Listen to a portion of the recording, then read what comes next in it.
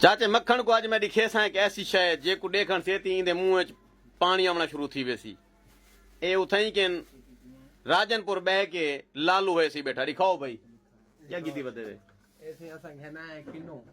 क्या कहना है वे किन्नू घेना है सर किन्नू कहना है वे जी दो पेजन सही हकीम शहजाद लूहा पहाड़ पासे किन्नू कहना है क्या नाम है तेरा मेरा नाम काजिम है सही काजिम सरगोदा केड़ी जरा ने सरगोदा मेरा नाम भलेवाल भलोवाल जी हां अच्छा जी ये वाल पेट उठूं चाहे जी हां उठूं चाहे ए तो तुसा दू आखन भाव ट्राला आखो अगेन चाहूंगा चाचा मक्खन तेरा नसीब हुन परे बैठे दिया हुन ते को मैं माल्टे किवें खवावां ते कोई ना माल्टे दी कदर दा क्या पता है बंदा किवें सिर ते चा के आया उसी किवें गड्डी ते लड्डियो उसे तोहफा घेने गया मेरे वास्ते बिल्कुल हैं ए तेरे जेड़े ए पिछले जहाड़े जेड़ा ए पीते ही ना टरबम तेरे जिसमें थी की पानी दी कमी ठीक है हुन टरबम बंद कर हुन माल्टे खावने शुरू कर बल्कि बेहतर है 5-7 माल्टे तू बिस्तर रख के सुता कर समझदा पे ओके खुदा हाफिज।